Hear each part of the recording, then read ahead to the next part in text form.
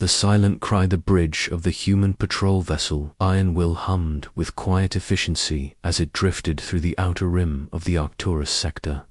Commander Elena Vasquez stood near the massive viewport, her weathered hands clasped behind her back as she watched distant stars paint the darkness with their ancient light. At 45, Elena had spent more years in space than most aliens had been alive, and her reputation preceded her wherever the Iron Will traveled. The ship itself was a testament to human engineering. Unlike the sleek, elegant vessels favored by other species, the Iron Will looked like what it was: a hammer forged in the fires of necessity. Its hull bore scars from a dozen conflicts, each mark telling a story of human determination and refusal to yield. The bridge reflected this philosophy, with function taking precedence over form in every design choice. Dr. Kai Chen looked up from his communications console, his dark eyes reflecting the blue glow of his screens. As the ship's xenolinguist and communications specialist, Kai had mastered over 40 alien languages and dialects. His expertise had proven invaluable during their 3-year patrol of this remote sector, where first contact situations were always possible. "Commander Kai," called out, his voice carrying a note of urgency that made Elena turn immediately. "I'm picking up something unusual on the Deep Space Monitoring Array. It's heavily encrypted, but the base frequency suggests it might be a distress signal."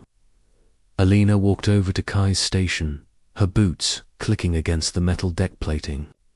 The bridge crew of 22 officers continued their duties, but she could feel their attention shifting toward the conversation. After months of routine patrol, with nothing more exciting than asteroid surveys, any break in the monotony drew interest. "Can you decrypt it?" Elena asked, leaning over Kai's shoulder to study the wave-like patterns dancing across his screen.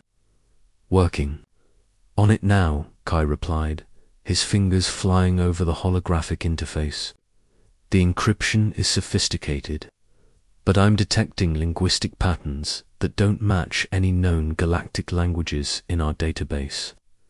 This could be from a species we haven't encountered before."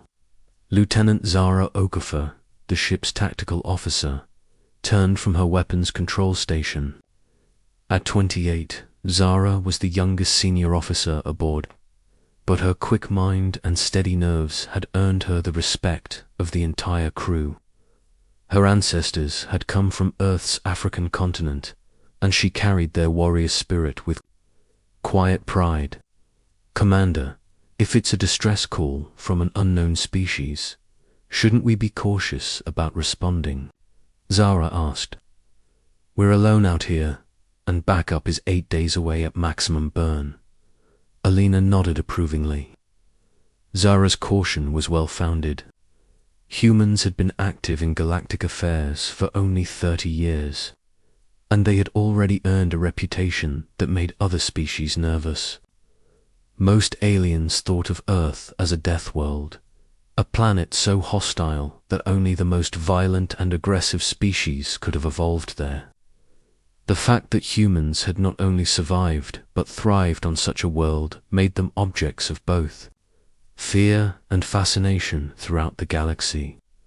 "Caution is wise," Elena agreed, "but abandoning someone in distress goes against everything we stand for." "Kai, how much longer for the decryption?" "Almost there," Kai muttered, sweat beading on his forehead as he worked. "The linguistic structure is unlike anything I've seen, but there are mathematical constants embedded in the signal that suggest intelligence and desperation." The bridge fell silent except for the soft hum of life support systems and the occasional beep from monitoring stations. Elena found herself thinking about the reputation humans had built among the galactic community. Other species saw them as unpredictable Deathworlders who solved problems through violence and stubborn determination. What those species failed to understand was that humans possessed something rarer than aggression, compassion, paired with the will to act on it. Got it? Kai exclaimed suddenly, causing several officers to jump. Commander, this is definitely a distress signal, and it's not good news. The main view screen flickered to life, displaying a translation of the decoded message. Alina read it aloud for the benefit of the bridge crew. This is Elder Aquilin of the Zelani Collective, broadcasting from our homeworld of Azura Prime. Our peaceful civilization is under attack by the Korthok Empire. They arrived without warning 3 days ago and began orbital bombardment of our cities.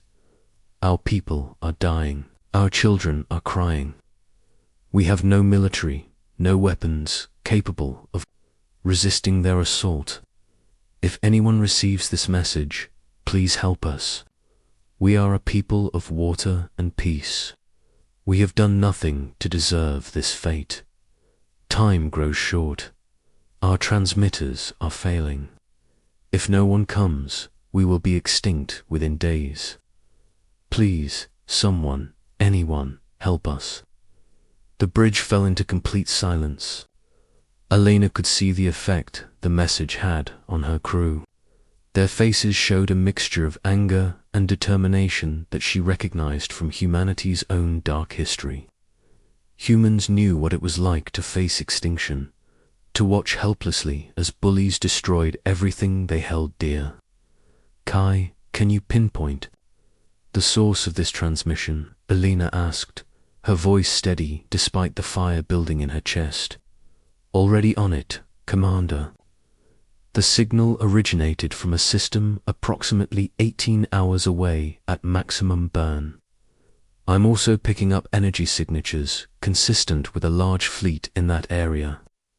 The Korthok Empire, Lieutenant Okafor said grimly. I know that name from our intelligence briefings. They're a militaristic species that conquered their way across half the Andromeda Arm about 200 years ago. They specialize in subjugating weaker civilizations and stripping their worlds of resources. Alina walked back to the viewport, staring out at the stars as she considered their options. The Iron Will was alone, one ship against what was likely an entire invasion fleet.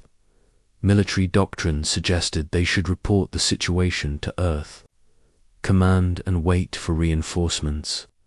But military doctrine had never accounted for the simple fact that humans couldn't stand by and watch innocents suffer. Commander, came a voice from behind her. She turned to see Chief Engineer Martinez approaching. Roberto Martinez was a stocky man in his 50s who had served on ships since before humans had achieved faster than light travel. His opinion carried weight throughout the crew. I've been listening to the communications, Martinez said quietly. The engines are running at peak efficiency, and all systems are green. If you're thinking what I think you're thinking, the Iron Will is ready. Alina looked around the bridge at her crew. These men and women had followed her through 3 years of patrol duty, handling everything from pirate attacks to diplomatic missions with aliens who considered humans barely civilized barbarians. They trusted her judgment, and she trusted their skills. Dr. Chen, how many ships would a typical Korthok invasion fleet consist of? She asked. Kai consulted his database quickly. Intelligence estimates suggest anywhere from 12 to 20 vessels, depending on the size of the target world. The Korthok prefer overwhelming force to minimize their own losses. So we're looking at odds of at least 12 to 1, Zara observed. Standard military doctrine would be to withdraw and call for backup. Alina smiled grimly. Good thing we're not standard military, then. We're humans, and humans have a bad habit of doing the impossible when someone needs help. She activated the ship-wide communication system, her voice carrying to every compartment and duty station aboard the Iron Will. This is the commander speaking. We have received a distress call from a peaceful alien species under attack by a superior force. They face extinction if no one helps them. I know what you're all thinking. We're outnumbered, outgunned, and operating without backup or support. Any sane species would retreat and call for help. She paused, looking around the bridge at the faces of her crew. But we're not any species. We're humans. We're the children of a world that tried to kill us every single day, and we not only survived, but learned to thrive. We're the descendants of people who looked at impossible odds and decided to fight anyway. Today, we have a choice. We can follow protocol and let innocent people die while we wait for backup. Or we can remind the galaxy why other species call us death. Alina could hear the crew's response echoing through the ship's corridors. Cheers, shouts of agreement, and the sound of people preparing for battle. All stations, prepare for combat operations. Engineering, I want every ounce of power you can give me. Weapons, start loading the special ammunition we've been saving. Navigation, plot a course for the Zelani homeworld. Maximum burn, aye, Commander, came the chorus of responses as the Iron Will changed course and accelerated toward the distant system. Alina felt the familiar weight of command settle on her shoulders. They were flying toward a battle they had little chance of winning through conventional means. But humans had never been conventional, and they had a talent for finding victory in the most unlikely places. Behind them, subspace communicators began transmitting automated reports back to Earth Command, informing them of the situation and the Iron Will's response. By the time those reports were received and backup could be dispatched, the battle would be over one way or another. Alina Vasquez stood on the bridge of her ship as it raced toward its destiny, carrying 47 humans into a fight that would either save an entire species or add another chapter to humanity's reputation as the galaxy's most dangerous Deathworlders.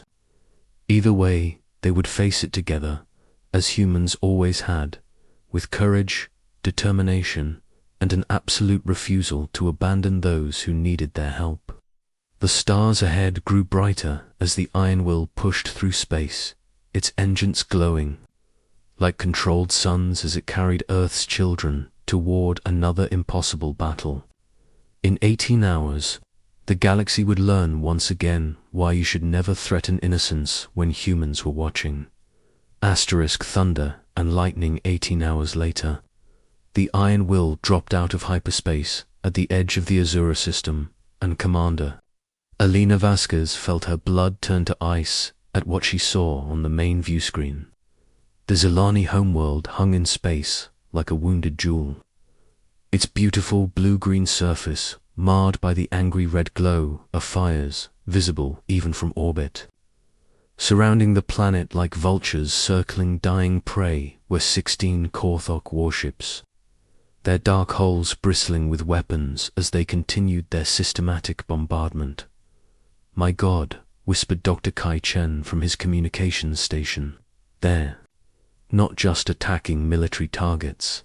Those energy signatures indicate they're hitting population centers, schools, hospitals." Lieutenant Zara Okafor's hands flew over her tactical display as she analyzed the enemy fleet composition. "Commander, I'm reading 8 heavy cruisers, 6 destroyers, and 2 command ships. Each vessel outguns us significantly, and their combined firepower could reduce a continent to ash." Elena studied the tactical display with the cold calculation. That had kept her alive through a dozen impossible situations.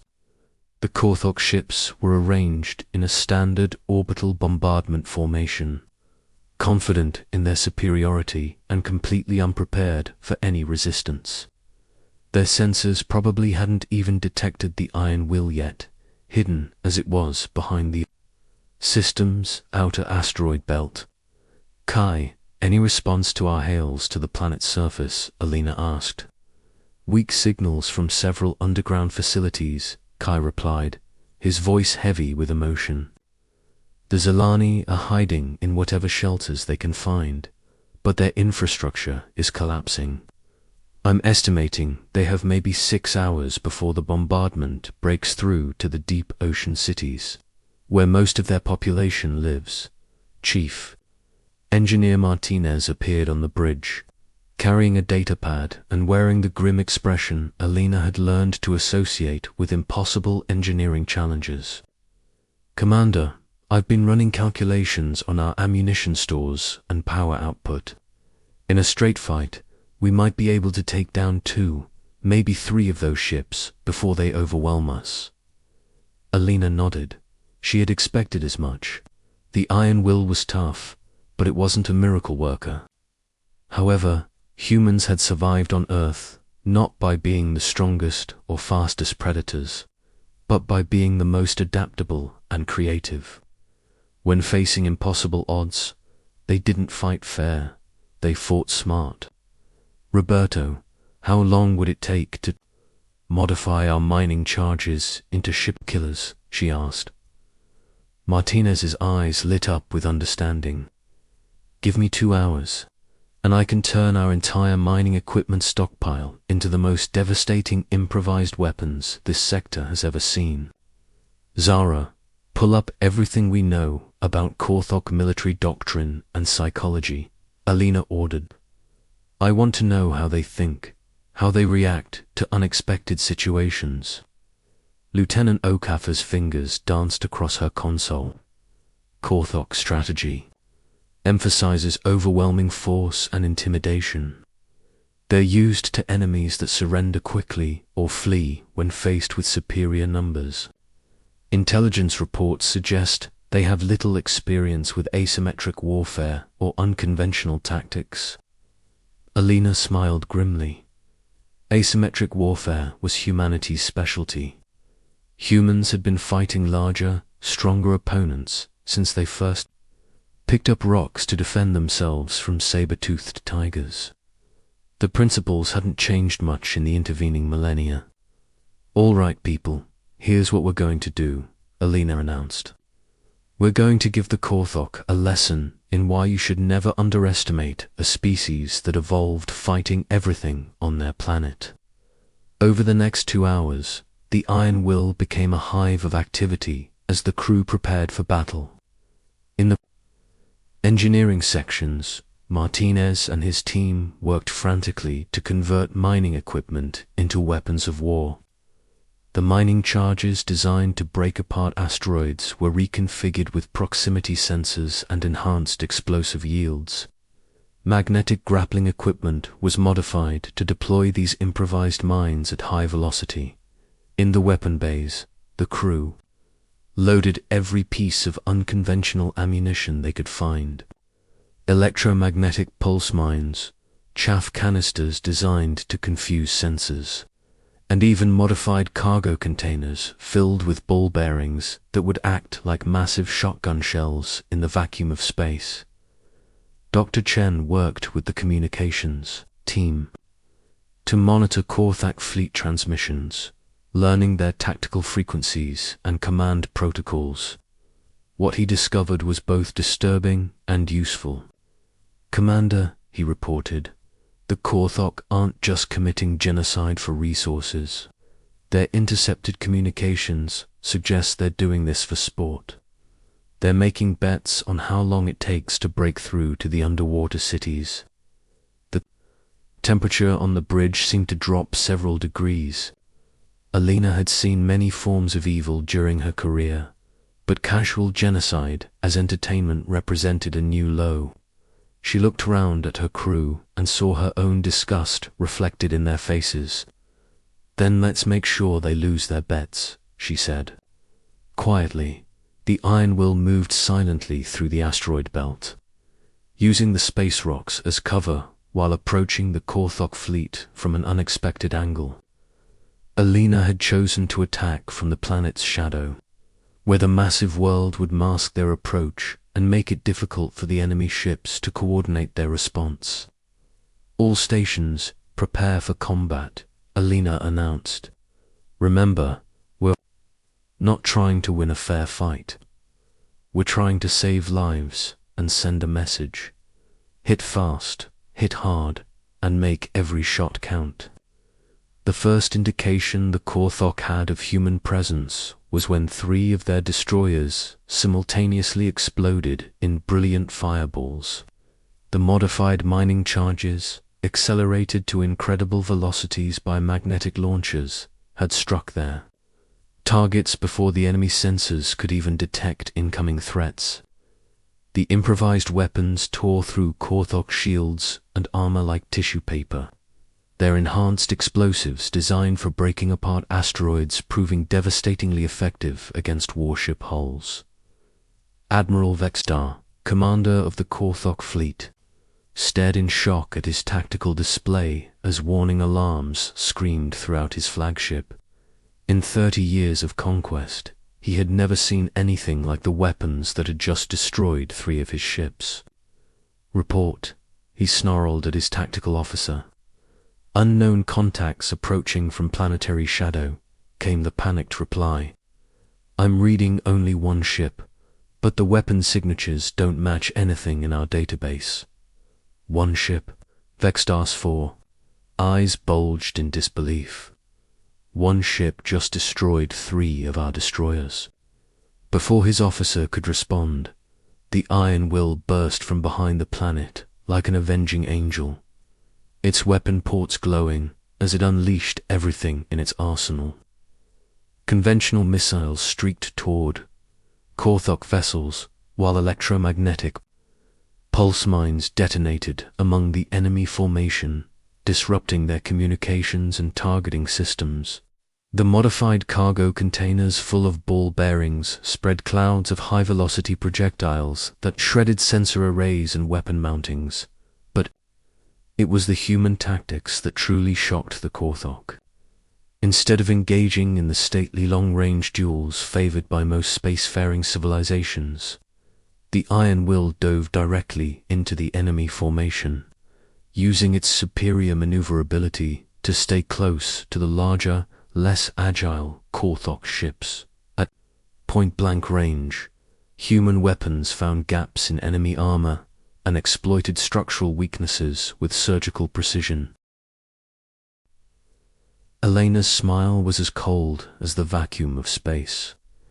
"Admiral, I think you misunderstand the situation. You're not fighting humans because we want your territory or your resources. You're fighting humans because you decided to murder innocent people.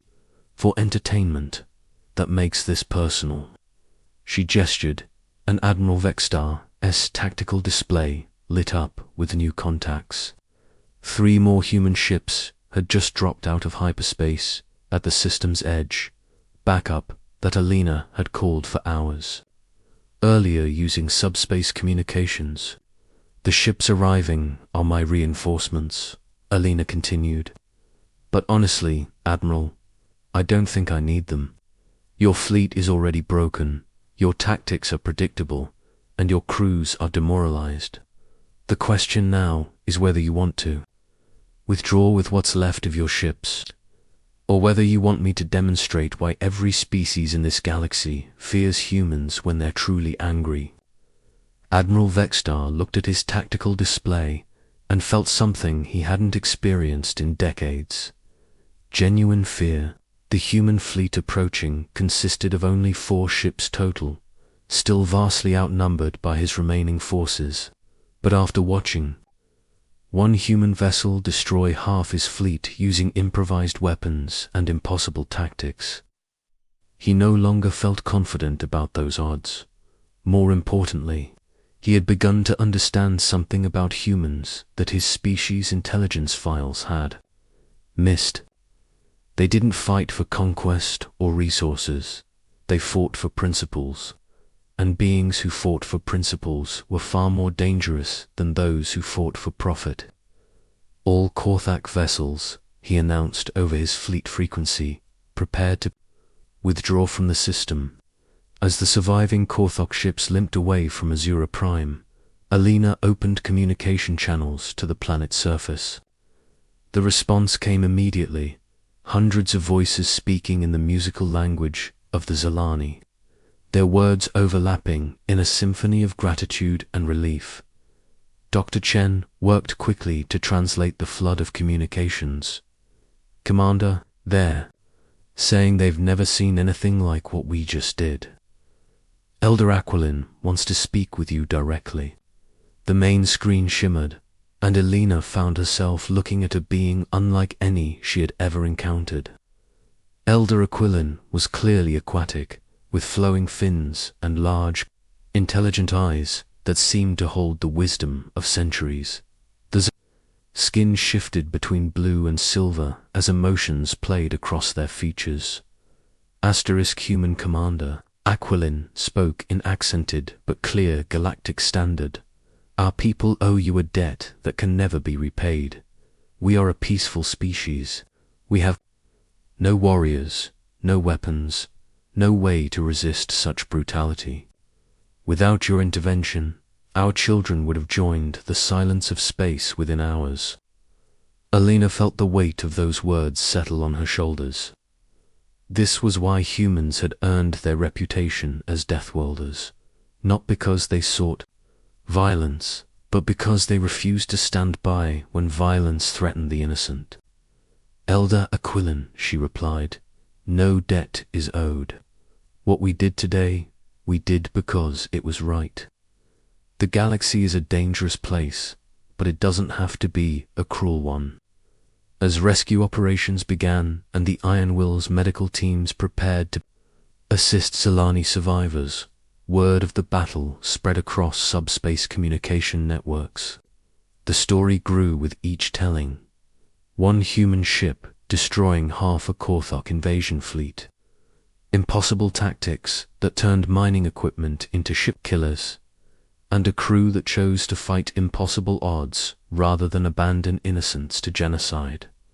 Within days, the tale would reach every corner of the galaxy, adding another chapter to humanity's growing legend. Some species would hear it and feel inspired. Others would hear it and feel afraid. But all would remember that when the Zilani called for help, it was humans who answered, and when they answered, they did so with thunder and lightning, standing on her bridge as the Iron Will coordinated rescue operations. Alina Vasquez looked out at the stars and knew that today had changed something fundamental in how the galaxy viewed her species. Humans were no longer just another newcomer race learning galactic politics. They had become something far more significant. They had become the galaxy's conscience, the species that other civilizations could call upon when hope seemed lost. It was a heavy responsibility, but Alina knew her people would bear it gladly. After all, they were human, and humans had never learned how to abandon those who needed their help.